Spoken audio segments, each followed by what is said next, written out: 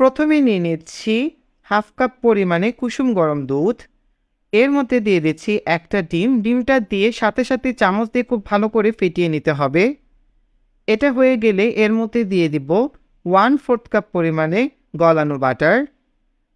বাটারের পরিবর্তে তেল দেয়া যাবে, বাট বাটারটা দেয়াই ভালো। বাটার দিয়ে খুব ভালো করে নেড়ে মিশিয়ে একটা সাইডে রেখে দিচ্ছি। এবারে নিয়ে আসলাম শুকনো উপকরণ। প্রথমেই 2 কাপ ময়দা, এর মধ্যে দিয়ে দিচ্ছি হাফ চা চামচ পরিমাণে লবণ, আরও দিয়ে দিচ্ছি 1/4 কাপ পরিমাণে চিনি। এগুলো দিয়ে খুব ভালো করে হাত দিয়ে ঘষে ঘষে মেখে নিব। এখন এর মধ্যে দিয়ে দিচ্ছি 1 চা চামচ পরিমাণে ড্রাই ইনস্ট্যান্ট ইস্ট। ইস্ট দিয়ে আরও কিছুক্ষণ হাত দিয়ে ঘষে ঘষে এভাবে মেখে নেব।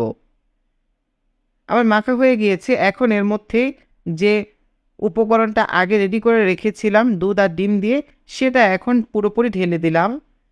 দিয়ে এখন একটা চামচ দিয়ে প্রথমে এভাবে একটু নেড়ে মিশিয়ে নিচ্ছি, কারণ এখন হাত দিলে এগুলো সব হাতে লেগে যাবে। প্রথমে চামচ দিয়ে এভাবে আমরা একটু ভালো করে মিশিয়ে নিলাম। এইবার এখন আমরা হাত ইউজ করব। হাত দিয়ে এগুলোকে একটু মাখিয়ে নেব।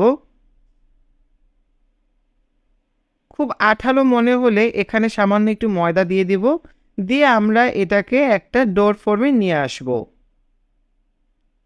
খুব সুন্দর করে মাখাতে হবে। ব্যাস, আমার মাখানো হয়ে গিয়েছে। এখন এটাকে একটা জায়গায় ঢাকা দিয়ে 10 মিনিটের জন্য রেস্ট দিয়ে দিব। ফিরে এলাম 10 মিনিট পরে। 10 মিনিট পরে এটার যে একটা আঠালো ভাব ছিল, সেই ভাবটা কিন্তু এখন একদমই চলে গেছে। এখন প্রথমে একটা সারফেসে খানিকটা ময়দা দিয়ে দিলাম। দেখুন এটার আঠালো ভাব এখন একদম নাই। এখন এটাকে হাত দিয়ে খুব ভালোভাবে ঘষে ঘষে মথে নিতে হবে। প্রায় 8 থেকে 10 মিনিট এইটাকে এভাবেই ঘষে ঘষে মথে নিতে হবে। বেশি আঠালো মনে হলে একটু ময়দা দিয়ে দিতে হবে আর খুব ভালো করে মথে নিতে হবে। যত ভালো করে মথা হবে আমাদের বানটা তত বেশি সফট হবে। আমার মথা হয়ে গিয়েছে খুব ভালোভাবে। দেখুন কত সুন্দর একটা ডো হয়ে গেছে। এখন এই ডোটাকে একটা গর্তযুক্ত বোলের মধ্যে নিয়ে নিব। একটু ময়দা ছিটিয়ে দিচ্ছি যাতে নিচে দিয়ে না লেগে যায়। এখন এর মধ্যে ঢাকা দিয়ে রেখে দিব 1 ঘন্টা, অবশ্যই গরম স্থানে রাখবো। ফিরে এলাম 1 ঘন্টা পরে। দেখুন 1 ঘন্টা পরে ডোটা ফুলে কতটা বেশি বেড়ে গিয়েছে। এখন হাত দিয়ে বাতাস বের করে নিচ্ছি। এখন ডোটাকে আবার একটা সারফেসে নিয়ে নিলাম। এখন আর মথতে হবে না, জাস্ট এটাকে ধরে একটু রোল করে লম্বা করে নিচ্ছি। এখন 8 থেকে 9টা টুকরো করে নিব। আমরা যেই কয়টা বান বানাতে চাই সেই কয় টুকরা করে নিব। আমি এখানে 9 টুকরা করে নিলাম। এবার একটা মোল্ড নিয়ে নিয়েছি 4 কোণা শেপের। মোল্ডের মধ্যে আগে থেকেই পার্চমেন্ট পেপার বিছিয়ে দিয়েছি বাটার গ্রিস করে। এখন একটা একটা করে বল নিব আর খুব সুন্দর করে এভাবে স্মুথ করে উপরি ভাগটাকে একটা বলের শেপ দিয়ে দিব। দিয়ে এভাবে সাজিয়ে নিব।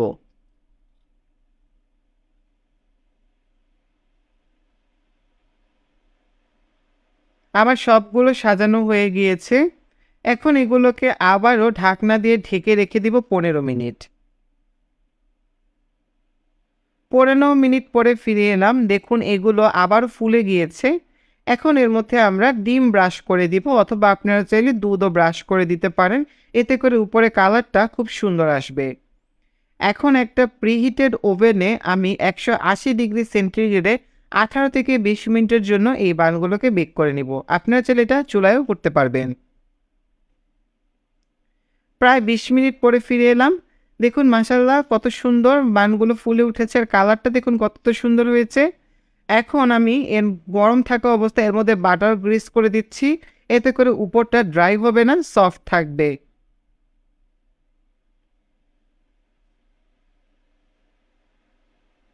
বানগুলো মোটামুটি একটু ঠান্ডা হয়ে গিয়েছে। এখন আসুন দেখা যাক এগুলো ঠিক কতটা নরম হয়েছে আর কতটা সুন্দর হয়েছে। তো আমি পার্চমেন্ট পেপারটা ধরে তুলে নিলাম। দেখেই বুঝতে পারছেন যে এগুলো কতটা নরম আর তুলতুলে হয়েছে। দেখুন একদম তুলার মতো মনে হচ্ছে না? দেখুন কতটা সুন্দর টেক্সচার এসেছে বানের। এতটাই সফট হয়েছে যে এটা আপনারা অনায়াসে আরামসে চায়ের সাথে খুব সুন্দরভাবে খেতে পারবেন। তো এই ছিল আমার আজকের রেসিপি। আশা করছি আমার আজকের রেসিপিটি আপনাদের ভালো লেগেছে। যদি ভালো লেগে থাকে তাহলে প্লিজ আমার পেজে একটা লাইক দিবেন, আমাকে ফলো দিবেন, আমার চ্যানেলটি সাবস্ক্রাইব করবেন। সবাই অনেক ভালো থাকবেন, সুস্থ থাকবেন। আল্লাহ হাফেজ।